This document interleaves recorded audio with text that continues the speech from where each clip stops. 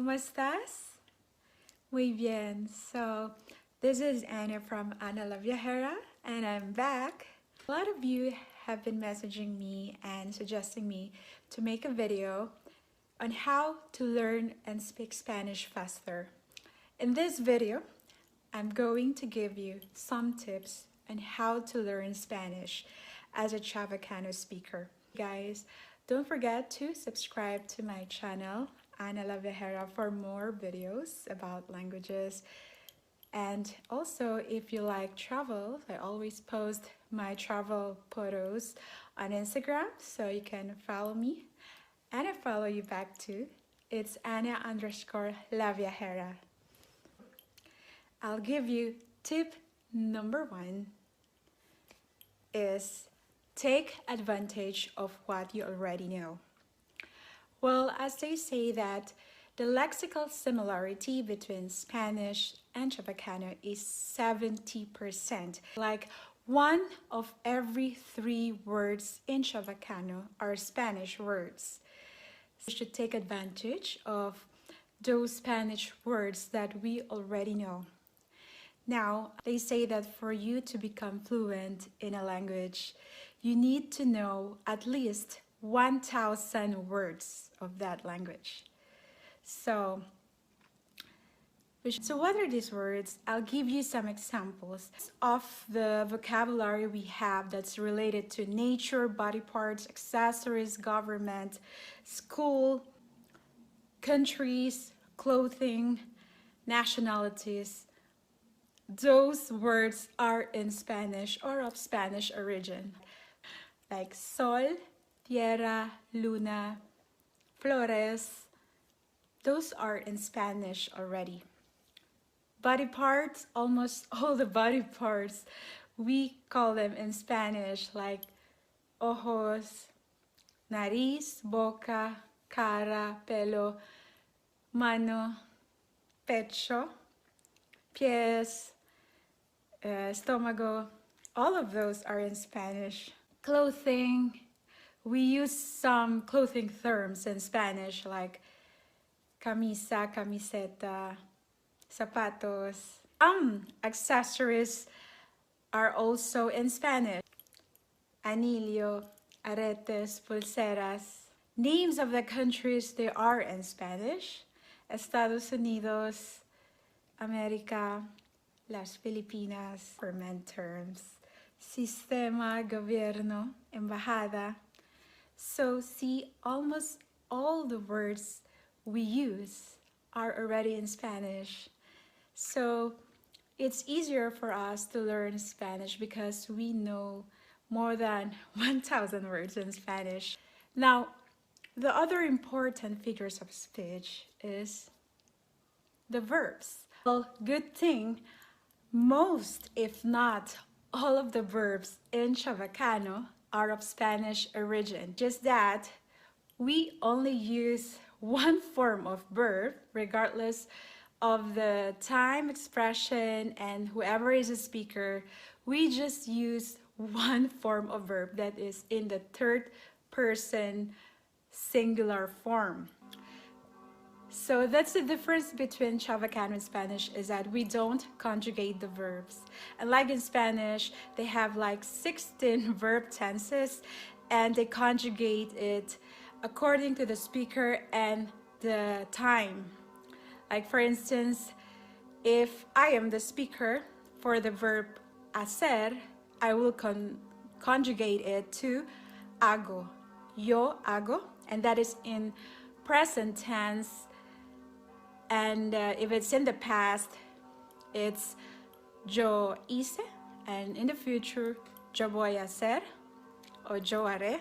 So they really conjugate the verbs and it changes according to the time and the speaker.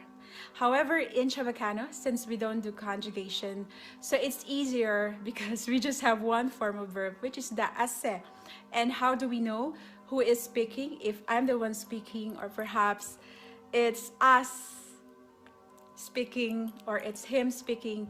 So we just use the personal pronoun like yo to indicate that I am the speaker. Yo hace. If it's in the second person, tú hace. Sila, which is the ellos in Chavacano, ellos, sila hace. So see, we don't conjugate a verb, and it's the same form of verb all throughout. So, and how do we know if it's in the past or in the future? How do we know the tenses? We just put some markers, right? So, ya hacía yo este trabajo. Ya to indicate that it's already done. So it's in the past tense. So in Spanish, well, we need to memorize all the conjugated verb forms in present, future, in past tense. So it's a little hard, but yeah, that's the only way for us to be able to speak the correct Spanish. So I'll give you some of the verbs, the top 5 verbs that I think are very useful if you want to sound like fluent in Spanish. If you know at least 5 of these verbs, it really comes in handy. So the first verb, of course, the hacer, because you can use it almost in any kind of action. Voy a hacer, I will make some coffee. Voy a hacer café. I will make something for dinner. Voy a hacer algo para la cena. So hacer is very useful. Now the second verb, of course, these verbs are in no particular order. It's tener, to have. So because in Spanish, tener, they also use this verb to have to state whatever you feel. Like if you say, I'm hungry, you don't say, I am hungry, like in English. You would use the verb tener, which is to have. Yo tengo hambre. Él tiene hambre. So aside from indicating possession, tener, like yo tengo una casa or yo tengo coche. So you also, in Spanish, they also use tener to state whatever it is that you feel at the moment, like you're hungry, if you are thirsty, if you are sleepy, then they use the verb tener. So I think it's also very important to know the verb tener first. And the third one is the ser and estar.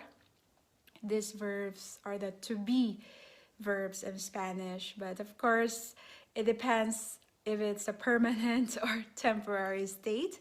So you would use ser or estar, which is sometimes it's a little complicated. Like you say, when you introduce yourself or you indicate your nationality, you say, I am Filipina. You can say, yo soy Filipina. Soy is the first person form of the verb ser. So now the other verb is ir, which means to go. And it's also very useful when you use it in future tense. In the future tense, yes, because the simpler form of saying something in the future tense is ir. So if you say, I am going to the market. Yo voy al supermercado. So you use the voy, which is the first person form of the verb ir. And the last verb, of course, querer. This is also important because if you want something, like you want to order something in a restaurant, quiero un pan. I like bread, or I like some bread. So those are the first five useful Spanish verbs for me that I think you should learn first. So you should be able to speak Spanish, or at least when you know these 5 useful verbs, you can really construct a lot of Spanish sentences just by knowing those 5 verbs. Now let's go to adjectives. Of course, we need some adjectives to describe some places or the person, the objects. And in Chavacano, so most of the adjectives that we use, they are in Spanish too. Like we say bonito, lindo, hermosa, limpio, sucio, alto. So those are Spanish words. But I just noticed that we never say feo or fea in Spanish. So we never use feo or fea. Instead, we use the word mala cara, which for small, which is pequeño. Instead, we use the word jutay, which is a Cebuano word. So I don't know why some of the negative adjectives, we don't use them. I mean, some of the negative adjectives in Spanish, we don't use them. So that's just an observation. And for adjectives, of course, after learning some adjectives, we also need to learn some useful conjunctions. Conjunctions, those are connecting words, right? That connect the nouns or the pronouns to the verb or adverbs, right? So we need to know those conjunctive words so we can connect and be able to construct a smooth sentence. Like in Spanish, pero, which is for but, y or e is for and, or it's o or u. So, and let me say, if you narrate a story, normally we use the word then, next, so that's después, entonces. So those are also important words to learn so we can create smooth sentence in Spanish. And of course, preposition. For me, that's the hardest figures of speech to learn, especially in Spanish, because they work a little different in Spanish than in English. So like the prepositions off, to, in, or on. So the off in Spanish is de. In, on can be en or a. So these prepositions are a little complicated, and it's important that when we use the preposition in Spanish, we don't think in English because it's a little different, so, and confusing too. So it's important when we learn these prepositions, we construct them in Spanish way and not to think how they are being constructed in English. That's the first tip for me, if you want to learn Spanish faster, is to take advantage of what you already know. So in our case, we know and we use some Spanish words, so we can directly focus on the syntax or the sentence structure in Spanish. Guys, my name is Lance. Please like and subscribe to AJ's channel, Anna La Viajera. Thank you.